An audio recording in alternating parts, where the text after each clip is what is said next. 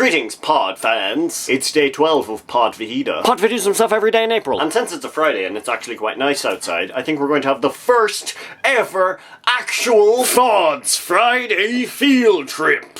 I added a H for alliteration reasons. And today, for this episode, I come to you from the park, which is relatively close to my house. I know I've done a video here before, but let's do more! Yeah! So let's go field tripping and stuff. The Royal Gunpowder Mills junk.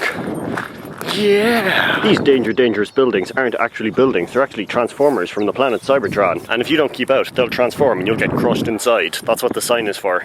And that gate thing over there, stop people from getting crushed when the buildings transform. It's really weird.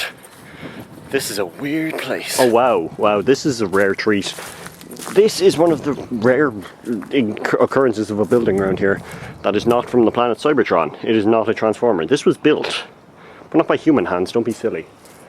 This was actually built by the trees that inhabit it. I won't go inside, they get quite angry.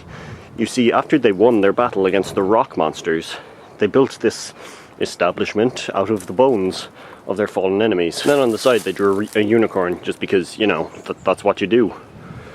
Build something out of the bones of your enemies and then make it look pretty. Let's go find some more stuff. Oh, shh. See that over there?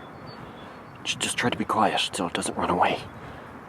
That is a beast of a gone time. Rarely seen in these places anymore. Some say it's just a piece of metal that sticks into the ground, but no, it's an animal. And if you move too quickly, it'll be gone. It's just gone, so shh. I'll try and go around it.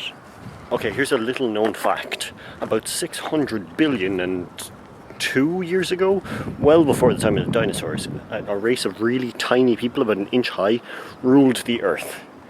And I do believe we have just stumbled across one of their towns. These things may look small, but to them they must have been like skyscrapers. Like, look at those roads. It's crazy what loads and loads of tiny people can do with thousands of years. Yeah, it took them thousands of years to do this. It's kind of pathetic. Like, pyramids didn't even take that long, right? I'm a tour guide, alright? Okay, we're gonna have to be really quiet here, okay? Because we're coming up to a bridge. 2 bridges, in fact. And for those of you who don't know, here in Ireland, there are beasts that live under these bridges.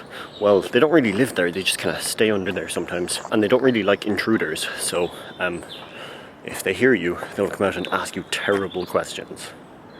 No, not trolls. You see, these people come out and they'll be like, "Yo boy, you want to start something?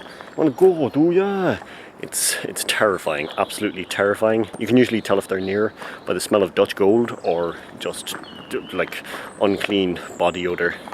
I think because the sun is up now, they will be sleeping somewhere. So maybe I can have a look in. Yes, the markings on their cave. Something for life. Archaeologists are still trying to work out what that means. Someday we will know. Let's move on. Okay, so remember those little tiny people that we talked about earlier? Well, up here we have what people believe to be a water park for them. You know, it's not actually that good. Like, there's really only one slide unless you want to go down the middle, which you'd probably die from.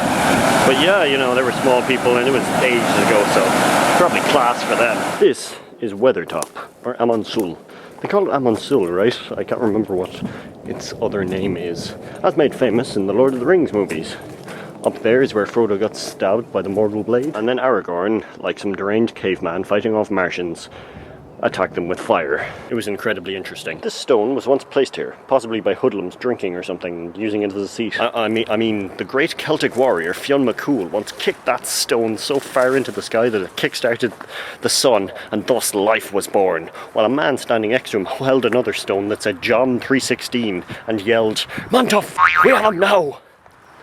And it was on that fateful day that the great Irish game of kick stone was invented, later to be called Gaelic football.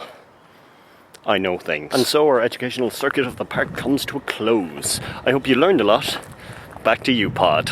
Thanks, Pod. By the way, most of the facts that were told in this video aren't actually facts and were just kind of made up on the spot. I'm sorry. That's all for today. If you liked this, let me know, and maybe we'll do another one next week somewhere else. Yay, made up stuff. So you shall see me tomorrow. Sloan.